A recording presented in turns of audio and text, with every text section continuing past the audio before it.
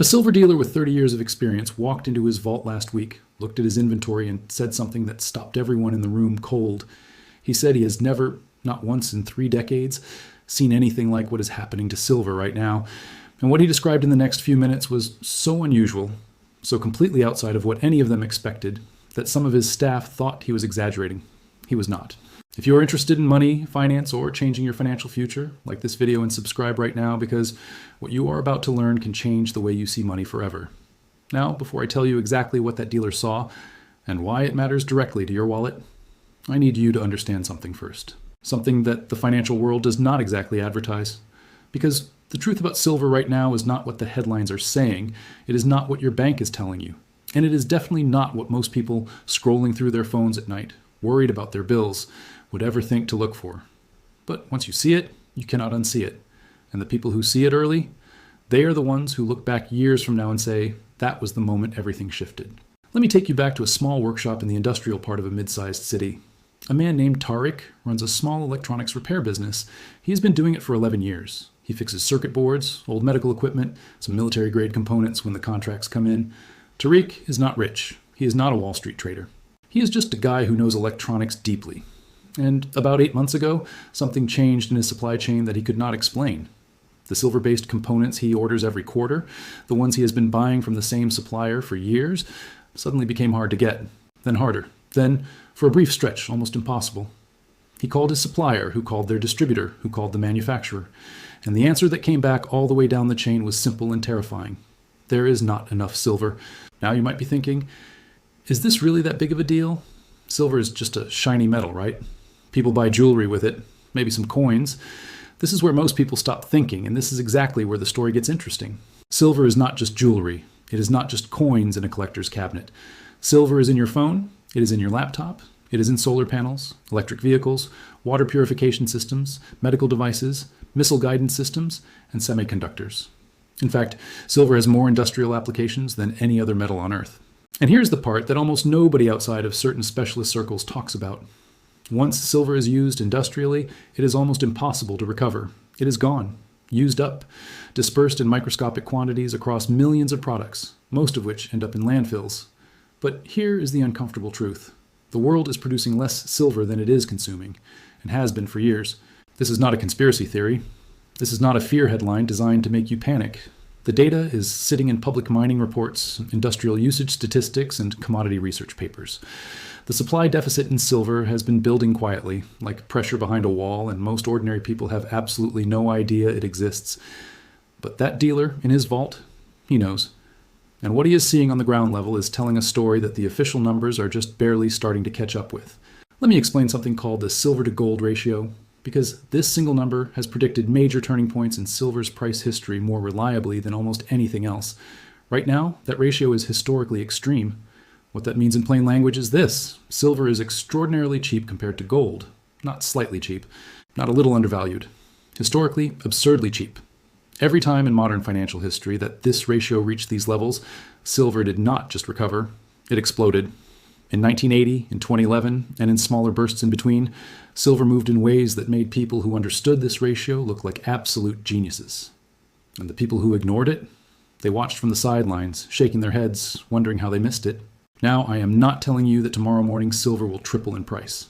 I am not here to hype you or sell you anything. What I am telling you is that something is building. And the most credible voices in the commodities world are starting to say the same thing out loud, which they almost never do. But what happened next in Tariq's story changed the way I looked at this entirely. After Tariq could not get his silver-based components, he started digging. He is an engineer by training. He does not just accept there is not enough as a final answer. He started researching where silver actually comes from, how it is mined, and who controls the supply. What he found was startling. Approximately 70% of silver mined globally is not mined primarily for silver. It comes out of the ground as a byproduct. When you mine copper, zinc, or lead, silver comes along for the ride, which means that silver supply is not directly controlled by silver demand. It is controlled by the demand for other metals. If copper mines slow down, silver supply drops. If zinc production falls, silver supply drops. And right now, for a combination of economic and geopolitical reasons, base metal mining has been under serious pressure globally. Tariq looked at all of this and did something very simple. something that a 30-year veteran dealer, a handful of hedge funds, and a growing number of industrial procurement managers are now quietly doing. He secured his supply early, he bought ahead.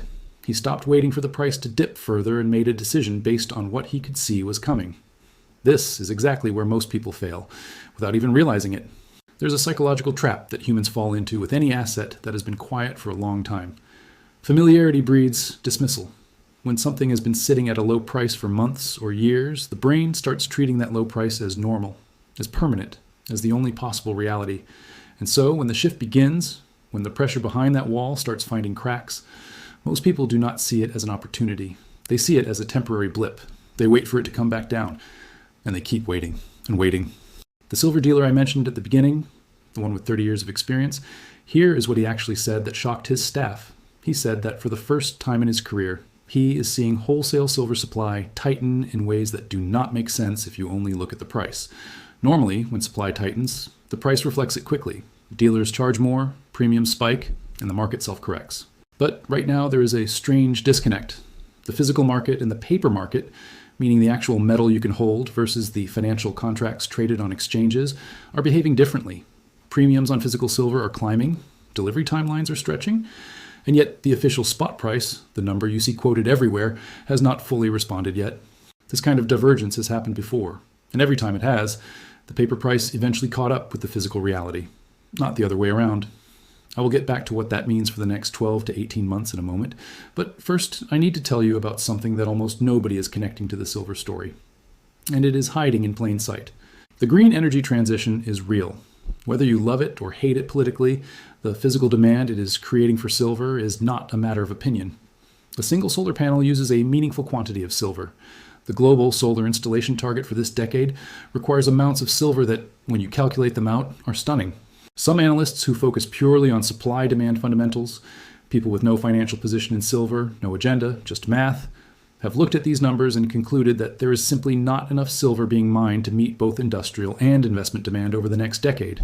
Not even close. Electric vehicles add another layer. Every EV contains more silver than a traditional combustion engine car, and the world is building EV infrastructure at a pace that was unimaginable just 5 years ago. And nobody talks about this part. The military. Modern weapon systems, electronic warfare, satellite communication, drone technology, all of it uses silver. Defense budgets around the world are increasing, not decreasing. That is another source of industrial silver demand that is growing quietly in the background, outside of the headlines that most retail investors are reading.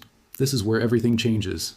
When you understand that silver has 3 simultaneous demand drivers, industrial, green energy, and defense, all growing at once while supply is constrained by factors completely outside of silver's own market dynamics, you start to see why that veteran dealer was standing in his vault with a look on his face that his staff had never seen before. Now, let me introduce you to someone else, a woman named Amara. She is a school teacher, 2 kids, rented apartment. She saves a little bit every month.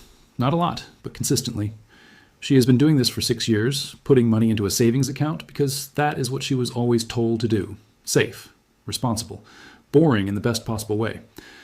But last year, Amara started noticing that the purchasing power of her savings was not keeping up with the reality of her grocery bills, her rent, her children's school supplies.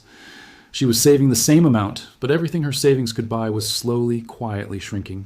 She started asking questions, and the answers led her eventually to the concept of hard assets, things with real physical value that cannot be printed, cannot be created with a keystroke, and cannot be diluted by government policy. Gold was the obvious first answer, but gold prices had already moved significantly, putting it out of reach for someone saving on a teacher's salary. Silver, on the other hand, was still accessible, not cheap in the sense of low quality, but affordable, in the sense that an ordinary person could buy a meaningful amount without needing significant capital. Amara is not alone. This is a story playing out across millions of middle-income households globally, people who are not wealthy, who do not have stockbrokers or financial advisors, who are simply looking at their bank statements and feeling a quiet, growing anxiety, and starting to look for something real. But here is the part of this story that most people never realize. The silver market is tiny. Genuinely, surprisingly tiny compared to gold, compared to equities, compared to bonds. The entire above-ground investment-grade silver market is worth less than a medium-sized tech company, which means that when a wave of mainstream demand hits this market, not from billionaires, not from hedge funds, but from millions of ordinary people like Amara making small, steady purchases, the impact on price is disproportionately large. Small amounts of new demand can move this market significantly because the market itself is so small relative to the financial system surrounding it. This is the part that keeps serious commodity analysts up at night. Let me bring it back to the ground level, because I do not want this to feel abstract. There is a man named Danyar. He lives in a country where the local currency has lost significant value over the past few years. He is not a financial expert. He is a small business owner, a fabric trader. But Danyar's grandfather taught him something that school never did. His grandfather told him that when the paper feels uncertain, hold something real. And Danyar, following old family wisdom rather than any sophisticated financial theory, has been steadily converting a portion of his earnings into silver for years. Simple, consistent. No strategy document, no Excel spreadsheet, no broker. Right now, in his local currency terms, the value of what Danyar has been quietly accumulating looks remarkably different from what he started with. He has not become rich, but he has not been eroded. While neighbors who kept everything in the local currency watched their savings quietly lose meaning, Danyar's silver held its ground. This is not a coincidence. This is not luck. This is the function that silver and hard assets in general have served across thousands of years of human economic history. The currency changes, the dynasties rise and fall, the silver remains silver. But here is the uncomfortable question I want you to sit with for a moment.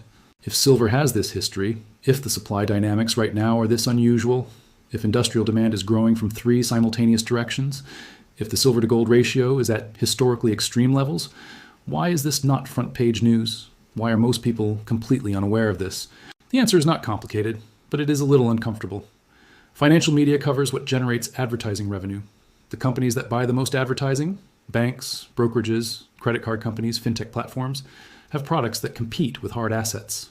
A world where millions of ordinary people quietly accumulate silver is not a world where those companies make money, so the coverage is minimal, the education is absent, and the people who would benefit most from knowing this, the Amaras, the Tariqs, the Danyars, are the last ones to find out, which is why conversations like this one matter.